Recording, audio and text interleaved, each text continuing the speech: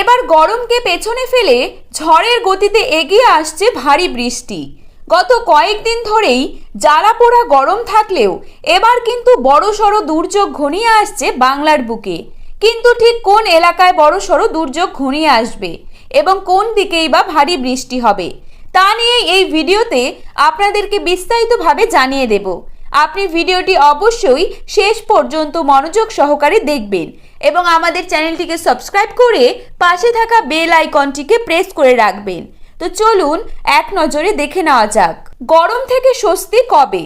এবার আবহাওয়া দপ্তর দিল বড় খবর। গত কয়েকদিনে সূর্য পুড়িয়ে দিচ্ছে দক্ষিণবঙ্গকে। একের পর এক তাপমাত্রা রেকর্ড ভাঙছে।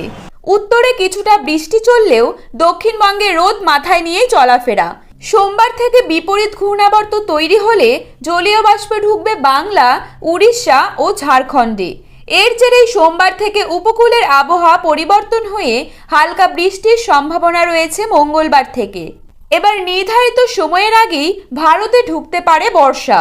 দিন কয়েক আগেই এমন সুখবর শুনিয়েছিলেন তারা, কারণ আসছে লা নিনা। আর এই লা নিনার প্রভাবেই ভারতের বর্ষার সময় ওলট পালট হতে পারে। বিশেষজ্ঞরা আগাম সতর্ক করেছেন যে লা নিনার প্রভাবে বছরের প্রথম অর্ধে তাপমাত্রা বাড়লেও দ্বিতীয় অর্ধে তৈরি হবে ঘোরতর দুর্যোগ। এদিকে বাংলাদেশের কথা বলতে গেলে দেশের আকাশ বেশ কিছু স্থানে আংশিক মেঘলা থেকে মেঘাচ্ছন্ন থাকলেও আজ সিলেট, হবিগঞ্জ, সুনামগঞ্জ ও এর পার্শ্ববর্তী এলাকায় আকস্মিকভাবে দমকা হাওয়া সহ ঝড় বৃষ্টির সম্ভাবনা আছে।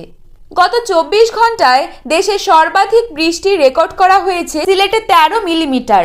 এই সময় কোনো বৃষ্টি বলয় সক্রিয় নেই, তবে পরবর্তী বৃষ্টি বলয় আসছে মে মাসের দ্বিতীয় সপ্তাহে। তাই সেই সময় কোন এলাকাগুলিতে ভারী বৃষ্টি অ্যাটাক করবে জানতে হলে আমাদের চ্যানেলটিকে সাবস্ক্রাইব করে পাশে থাকা বেল আইকনটিকে প্রেস করে রাখবেন।